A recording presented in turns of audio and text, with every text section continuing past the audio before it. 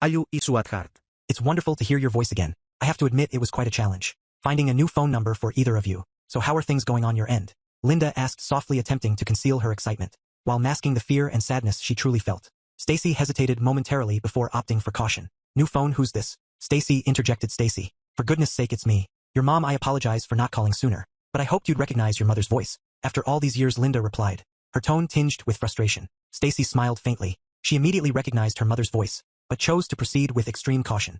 Given the circumstances, her carefulness also allowed her to address her absent mother's emotional absence, without appearing rude. Oh, Mom. She finally responded. You caught me off guard and I was just being cautious. I don't want to fall prey to some telephone stalker. Stacy paused again, contemplating, before objecting to her mother's claim of loving and raising her for over 17 years. She maintained her composure, but wasn't willing to forego, expressing polite disagreement. Mom, I don't believe the past 3 years qualify as your care or affection. I was almost 14 when you left, and this call marks the first contact from you. In 3 years I'm already 17, and I've been without your maternal love for a long time. Linda sighed heavily. I'm truly sorry, Stacy. Back then everything was incredibly challenging, and I felt I had no choice but to leave. But let's not dwell on that.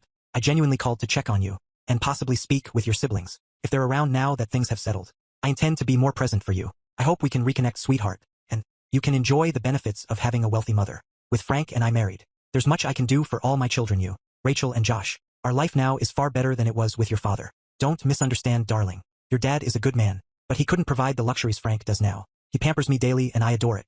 Linda's voice brimmed with enthusiasm. Now I want to show you kids what real life is about, the way it's meant to be, and I'll also make up for those challenging years when we struggled due to your father's modest income. Hopefully, this will alleviate the guilt of leaving you abruptly. By this point Stacy could barely contain her anger, simmering with resentment. She deeply loved her father, Ed Mercer, and admired him for shouldering the responsibilities of single parenthood and enduring the heartache. When Linda departed, Ed had to step up as a single parent, raising 2 daughters, one grappling with teenage issues, the other just 10, alongside a wild 20-year-old son. Stacy also took immense pride in her father's transformation of their lives. Following her mother's departure, prior to leaving, Linda emptied all the bank accounts, plunging the family into a financial crisis, worse than Stacy could recall. At 14, young Stacy assumed the role of a homemaker, striving to assist her family's survival. United, the father and children endured a challenging period, lasting over 8 months. Then life became more manageable, as her father enacted significant changes. And now it's entirely wonderful. It would have been quite easy for Stacy to simply blame the main source of their suffering, her mother. In her 14th year, Stacy's well-known fiery temper lay in wait, ready to pounce suddenly. Stacy experienced a wave of utter calmness, comprehending how to conduct herself and what she needed to do in a conversation with her mother, and it was marvelous. If she had confronted Linda at that moment, her mother would undoubtedly have hung up, and Stacy might never have reconnected with her. It wouldn't have benefited anyone, and Stacy truly desired to maintain a relationship with her mother, despite her numerous mistakes. Embracing the feeling of calmness, Stacy decided how to proceed. She would have voiced her perspective, highlighting her mother's errors, yet simultaneously preserving the opportunity for the continuation of the relationship between the children and their mother. Yes, it was the correct approach. The young woman grinned broadly and suggested to Stacy that she might have just learned a significant life lesson. She excitedly told her mother about her stunning appearance and promised to send a picture, using her phone's camera, asking her not to hang up. Stacy positioned herself in front of the mirror on her bedroom closet door, sunlight streaming through the window.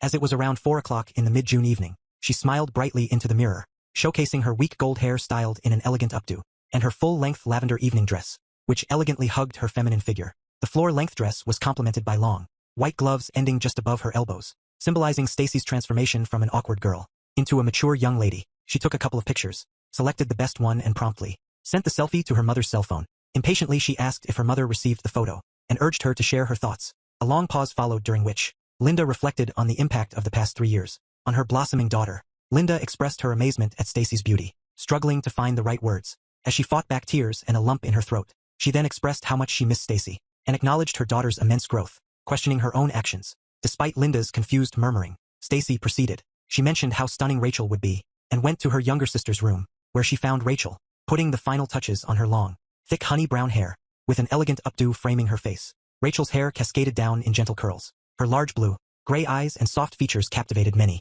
Rachel's face was strikingly beautiful, with her slightly upturned nose and dimpled smile, adding to her charm. Like Stacy, Rachel was dressed in an evening gown, exuding delicate elegance, albeit in a more understated manner, compared to her older sister's attire. Hey Rach, come on, pose for a photo. Mom's on the line and I'll send her your picture, Stacy said, circling around her sister to find the perfect angle to capture Rachel. Assisting her was a woman around 35, also donned in an evening gown, designed to make a lasting impression. This woman exuded a regal beauty that turned heads wherever she went. She noticed the smartphone aimed at her and Rachel, and started to step out of the frame. But Stacy intervened, gesturing for her to stay put. No, Janice. Stay right there, I want you in the photo too. Stacy insisted. Rachel, still a bit surprised, eventually rolled her eyes and, cupping her hands around her mouth like a megaphone, shouted towards the phone. Hello, Mom. Can't chat now, but let's catch up later. Moving around the room, Stacy snapped several shots of Rachel and Janice, before signaling they were done. All set, ladies. I'll pick the best one and send it off. After a pause, Stacy held the phone to her ear and exclaimed, I bet you wouldn't recognize Rachel now. I mean, Mom, Rachel even has curves. Rachel blushed and retarded. Stacy, you're such a dork, be quiet. But a shy smile crept onto her face, as the other women giggled at her. Playful embarrassment, prompting Stacy to refocus on the phone. So what do you think, Mom? Linda struggled to find the words, clearly amazed. My goodness. I'm speechless, honey. You both look stunning. You've grown so much and are so beautiful. I'm incredibly proud of both you and Rachel. I wish I could be there beside you right now. Linda kept pulling the phone away from her ear, to look at the photos of her daughters, whom she missed dearly. Her maternal heart ached with longing and regret. She hastily wiped her teary eyes, focusing on the details of the pictures. Listen, Stacy, why are you both dressed up like that? You're not both going to prom, are you? She asked, perplexed. Stacy had successfully piqued her mom's interest, and was now poised to flaunt it. No, Mom. It's even better than prom. Remember that annual soiree you were always envious of, but never got invited to? That grandiose summer evening gala, hosted by Sedgwick and McTaggart. Linda immediately recalled. Yes, of course I do. That ball was always the social event of the year. Gosh, I'd give anything to attend that reception. Only the most influential and glamorous people in the entire state get invited. Linda's voice carried a wistful tone. I've always longed for the chance to don a beautiful evening gown and mingle with the social elite. It would be a dream come true. Linda sighed sentimentally, before snapping back to reality. Oh my goodness, did you and Rachel land jobs as hostesses or waitresses at that party? Wow, this is incredible. I'm so proud of both of you. Just imagine, my daughters will be there at the reception, mingling with all those high society folks. Linda exclaimed, marveling at the picture that unfolded before her. No, Mom. Rachel and I aren't working as staff. We're invited guests. Stacy shared with her mother the secret they had, with Rachel brimming with pride and excitement. And what's more, we'll be seated at the main table, because Dad is the guest of honor at the event. It's a surprise for him, but the organizers will give him special recognition. Isn't that super cool? I'll even be one of those taking part in the ceremony. Oh my Mom, I'm just nervous, but at the same time, incredibly excited. Linda was utterly taken aback. What, you must be joking, right, Stacy? Honey, you've got to be joking. Why would a humble cost control clerk be invited to such an esteemed event, and as the guest of honor, no less? Huffing, that's just not something that happens in real life. Okay, come on, honey, admit it, you're just pulling my leg, right? Well, yes, of course, Mom. The eldest daughter chuckled. Of course, Rachel and I dress to the nines every day, just to await your call and deliberately tease you. Let's be realistic, Mom. A lot has changed since you left us. We were in immense pain, no. We were all utterly devastated. But Dad managed to bring us all together, even Josh, and somehow built a new life for us without you. Perhaps I should catch you up on what's happened. Since you left him, we need to do this quickly, because the limo with Fona and Josh should be back. She glanced at her watch. In about 15 minutes, and then we'll all need to leave. Stacy took a deep breath to quell her anger, before recounting their life after Mom. Dad was practically shattered. When he found out about you and some old guy, in bed together, you disappeared right after he confronted you about it. Honestly, I think you were planning to leave anyway. You just had to move up the date a bit at this juncture. Linda interrupted her daughter's story, whispering, Sorry, Stacy. I didn't realize you knew about what went down between your dad and me, but yeah, after he found out, I felt I had to split. What was the use of sticking around? He even had photos of us. Frank and I decided to ditch the city and shack up in his Manhattan apartment, and we've been there since. Stacy, I'm sorry your dad decided to spill the beans to you. If you want to know, I think it was pretty messed up to drag you kids into this mess. Mom, unable to hold back, the girl yelled, stomping her foot in frustration. This is, well, total crap. Stacy then tried to rein in her temper and the overwhelming emotions. She took a couple of deep breaths and then continued speaking. Clearly Dad didn't spill anything to us. I told him about this. Who do you think took those photos, huh? Yeah, that's right, Mom. That day Rachel and I came home, and everything was quiet, except for some weird noises from your room. I told Rachel to wait downstairs, while I quietly went up to see what was up. When I saw you snapping pictures while lying on the bed, you quickly sent them to Dad. Then Rachel and I left to hang out with friends later. When we got back that evening, you were holed up in your room crying. The next morning you were gone. So the last image I have of my caring mother is her, under some gross old man in Dad's room. Seriously, Mom, tell me I didn't need therapy to erase those ugly images from my mind. Thank goodness you two at least covered yourselves. Otherwise I'd probably still be in therapy. I can't believe you're the one who betrayed me, Stacy. How could you do this? Linda exclaimed, a mix of frustration and indignation in her voice. I don't think now's the time or place to trade barbs about betrayal, Mom. That would be quite an uneven match, don't you think? I could unleash my fire hose against your water pistol at any moment if you catch my drift. And let's not forget what Rachel and Josh might have to say about you too. So do you want to recap the past 3 years or what? While talking to her mom on the phone, Stacy was inwardly surprised at how composed and rational she was. Handling the situation, she realized. She had really grown and matured in the past few years. At that moment, Linda realized that, to salvage any semblance of a relationship with her children in the future, she'd have to confront the harsh reality of responsibility for her actions. And their repercussions, it won't be an easy feat. A few gifts and occasional meetings won't magically mend things. Something deeper is required. Her children must come to terms with the inevitable and adjust to life without her. Linda truly desired to understand how they were coping, but to do so she must hear their feelings regarding her decisions and life choices. Did they all resent her? There's no escaping reality now. If she retreats, she'll likely lose them, possibly forever. However, if she intends to rebuild the relationship, she must acknowledge their emotions and allow their intense feelings to wash over her. Is she prepared for this? Was it all worth the pain she knew would inevitably follow? Linda gathered her resolve. Her voice softened with regret over the phone. Yes, Stacy, you're absolutely right. I suppose someday we'll have to sit down and thoroughly discuss all these matters. But for now we must focus on restoring some semblance of communication.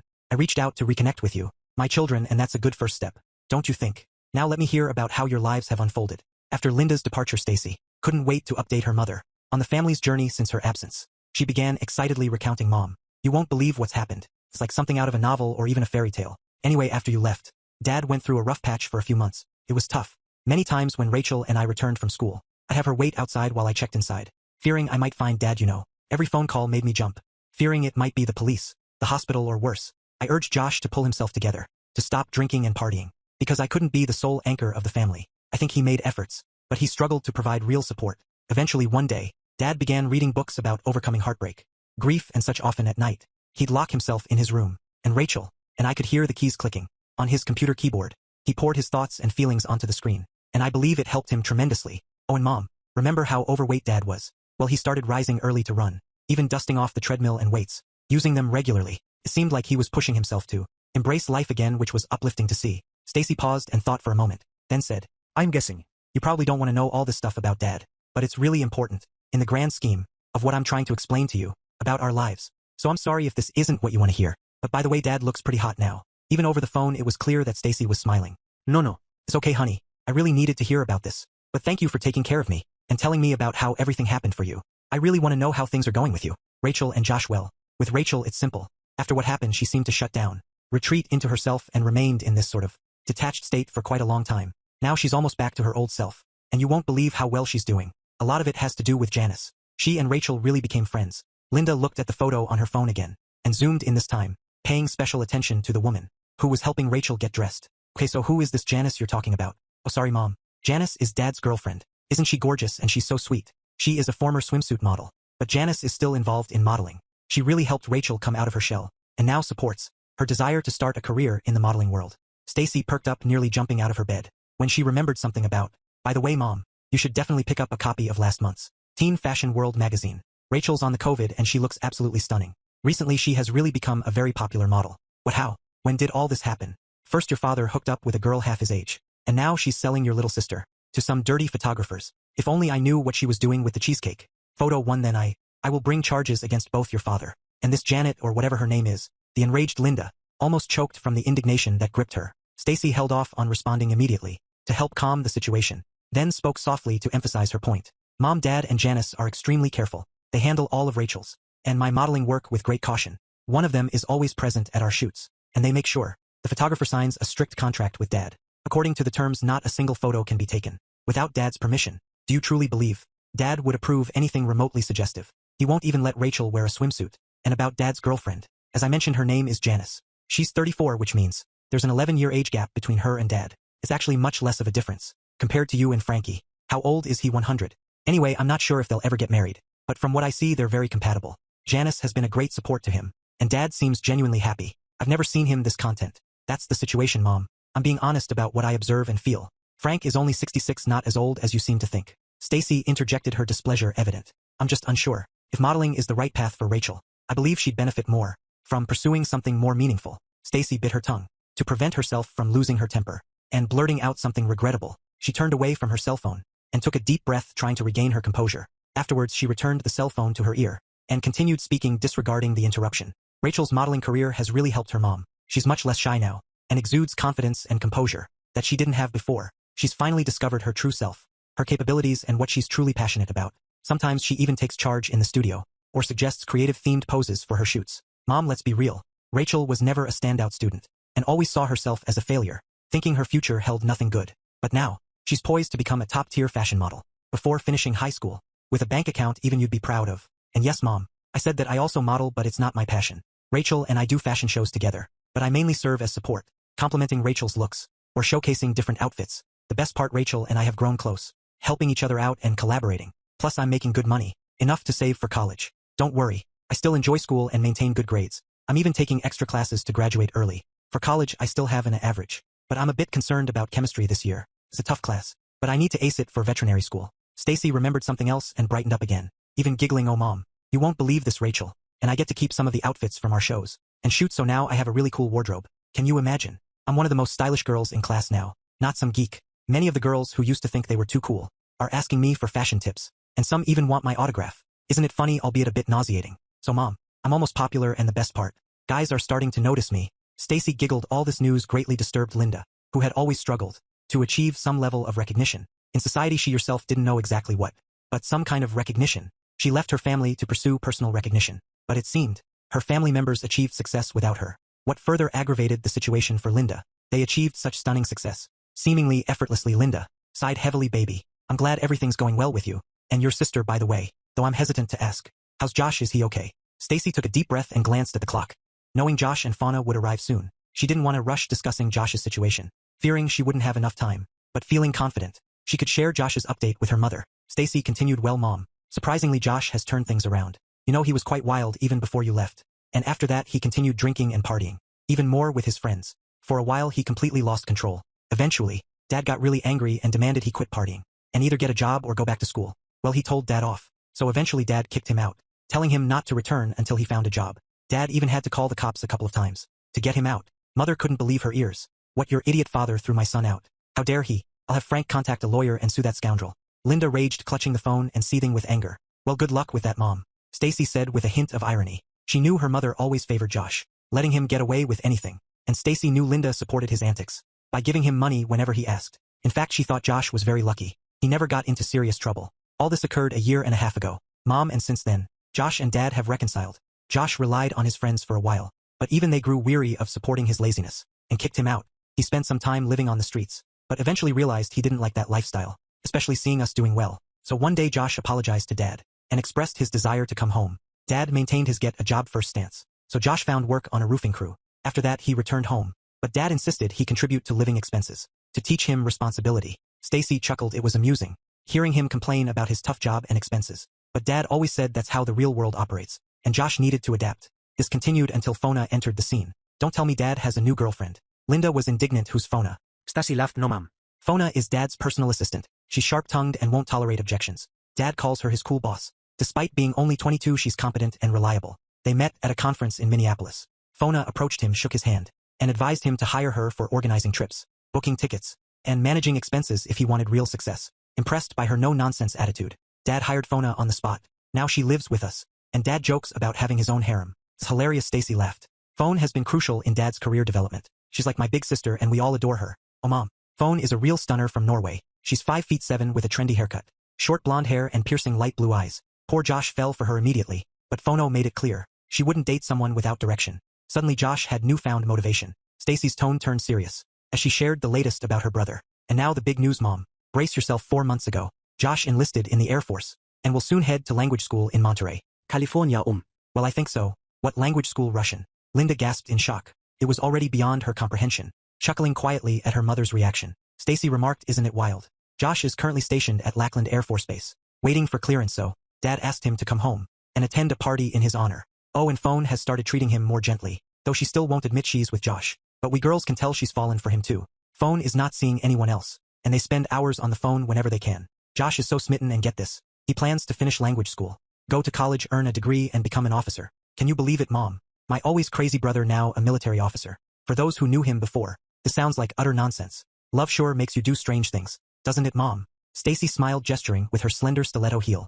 During their conversation about her brother's future plans, suddenly a baritone voice singing The Impossible Dream echoed in the background. Stacy laughed, leapt off the bed, and dashed into the hallway. Mom, you've got to hear this, she exclaimed into the phone, extending it towards the male voice. Simultaneously, female voices joined in with wolf howls and giggles. Then Rachel's laughter rang out. Dad's singing my favorite song. Janice chimed in, don't quit your day job. Stacy teased Dad. Why don't you take that act on the road? The bus leaves in 10 minutes. Ed's voice, filled with mock indignation, broke through the laughter of the girls. Girls, you're eliminating me. No respect in my own family. I've had it, you're all off my Christmas list. Another burst of laughter, followed by a chorus of we love you, daddy, and reassurance from the man. They're back on the list. Stacy resumed her conversation. Returning to the phone, Stacy continued to giggle. Dad's a riot, he sings when he's happy or nervous. And we always egg him on, it's our little game with him. That's all Linda could manage. Unable to say more, subconsciously, she hoped her family was still suffering without her. But seeing they were thriving, she fell silent, feeling somewhat dazed. Stacy picked up the threat of conversation. Dad doesn't know he'll be the guest of honor tonight, but he's already a bit nervous. He and Jack McTaggart will play a couple of guitar duets with the band. You know how Dad is with his blues guitar, right? Since he and Jack became buddies, they've been jamming almost every week, strumming their guitars and sharing a few beers. Mom, you've got to hear their jokes about becoming rock stars soon, huh? They're actually pretty good though, but they jam just for fun. Tonight's their first public gig, and I bet it'll be a blast. Just picture Dad in a tuxedo rocking out on stage. Stacy grinned, imagining the scene. Upon hearing this surprising news, Linda was taken aback once more. Stacy, what are you saying? Your dad and John McTaggart are pals. Did I hear that right? John McTaggart, how, why? Stacy smiled inwardly with a hint of mischief. She knew her mother held the McTaggart family in high esteem for their wealth and influence. She also recalled her mother's dream of meeting them in person. Now Stacy's dad and Jack McTaggart not only met, but practically became best buddies. Stacy also appreciated that the affluent and renowned head of the family insisted that members of the Mercer family address him simply as Jack, rather than the formal Mr. McTaggart. In person, Jack turned out to be quite pleasant and played a pivotal role in Ed's writing career's early stages. Yes, Mom. The same John, or Jack as his close pals call him. MC Taggart, confirmed Stacy. It all began when Dad wrote a couple of articles about surviving and rebuilding life after a traumatic event like losing everything. When your cheating spouse leaves you for someone else. When a couple of small magazines bought his articles for publication, Dad was over the moon. Then I think Jack read Dad's articles, contacted him, and asked him to deliver a motivational speech at a McTaggart Corporation employee meeting. Dad nearly had a heart attack when he got Jack's offer. He prepared a talk based on his articles and delivered it at the meeting. The speech was a hit, and he received lots of warm feedback and gratitude, leading Jack to hire him again, this time to speak at the company's annual shareholders meeting. After that success, Dad started getting offers to speak at other meetings from various companies, recommended by the board of directors. Everything fell into place. From then on, Dad started writing more and more. His articles got published in bigger and more prestigious magazines, and he eventually decided to quit his job to focus full-time on writing and speaking engagements. Jack kept introducing Dad to important people. They started hanging out more, and soon discovered they both loved playing blues and rock guitar. Their shared love for music brought Dad and him even closer, and they've been friends ever since. Stacy paused, allowing her mother to digest everything she just heard. It was quite a turn of events in their lives. Your father is a writer now. Seriously, an author. A published writer, your father. My ex-husband is in magazines now. A bewildered Linda grappled with the paradoxical idea of her once underachieving ex-husband suddenly finding success. She secretly hoped it didn't pay too well. Meanwhile, sounds of activity drifted up from the first floor of the house. Guests had arrived. There was the muffled chatter of conversation and light laughter. A new deep male voice stood out amidst the others, along with a much softer female voice. Stacy watched Janice leave Rachel's room and head downstairs, likely to greet the new arrivals as hostess. Suddenly Stacy recalled a task on tonight's agenda that had slipped her mind. Mom, I'll have to leave soon. Jack and Mona McTaggart are already here, along with photographers, for the newspaper's gossip column and the special photo album they produce and sell. Every year there's an elaborate photo spread, capturing the enchanted moments guests spend at their summer evening affair. Personally, the grandiosity makes me nauseous, but I believe the sales of this album raised significant funds for charity, so in the end it serves a noble purpose. And we, the participants, bask in the warmth and goodwill there, almost feeling like celestial beings. She snorted. Stacy's voice carried a fair amount of sarcasm, and she found the event excessively pretentious,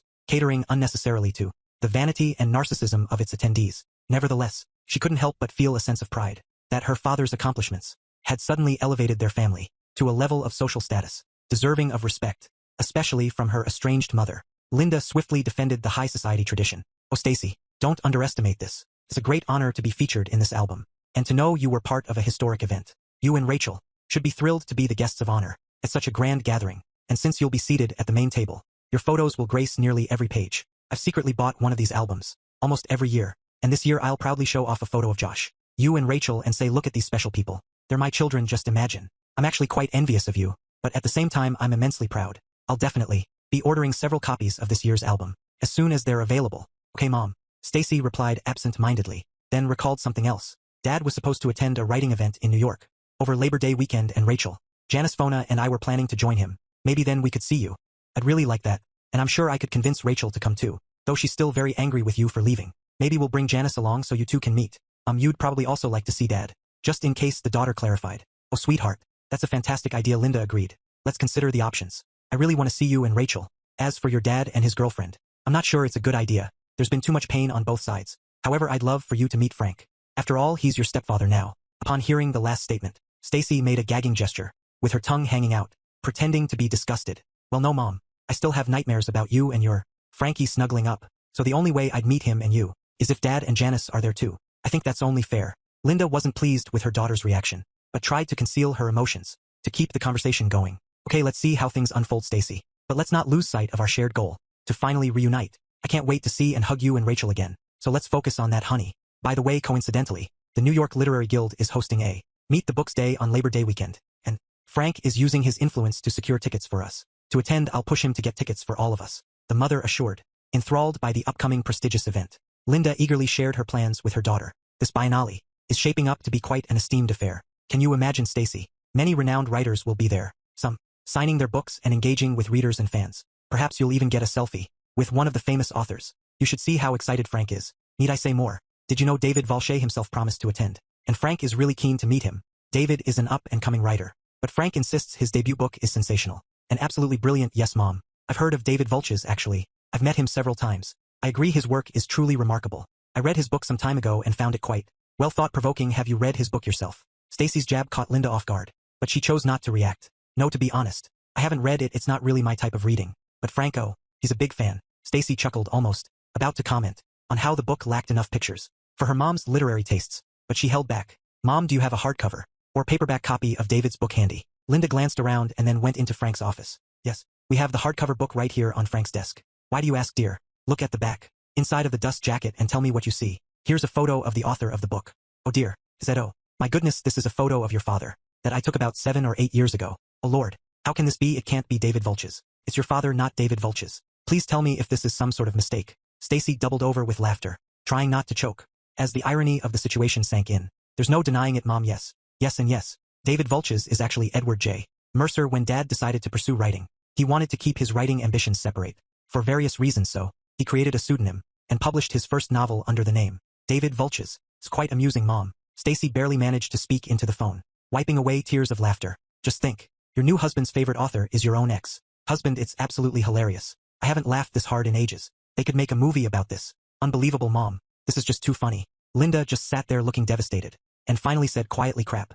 Stacy already had to go, so ending the conversation, she said, still chuckling, I have to go, Mom. I'll send you my email address, and you can send me yours, and we'll agree on our plans for Labor Day weekend. I'm so glad you called, and I really want to see you again. I love you, Mom. Phew, this is still too funny. In some inexpressibly gloomy voice, Linda asked, say hi to your brother and sister for me, and give them my number, so they can call me when they get a chance. I love you too. Stacy, the eldest daughter, turned off the phone and went downstairs, still giggling to herself at the unexpected consequences of the recent turn of events, and preening in front of the large mirror, prepared to take photos for the social onlookers. Stacy knew that tonight, she would have no problems with her dazzling smile, but only she would know the reason for her excellent mood. Linda continued to sit in deep thought for a long time, staring blankly at the book lying on the table in front of her, until she came to the clear realization that karma is truly a vengeful cow. She didn't have time to completely move away from the conversation with Stacy when Frank almost trotted into the room. Linda, you will never believe what happened. I just received a card from David Valches. I wrote to him telling him how much I enjoyed his book, and how much I was looking forward to seeing him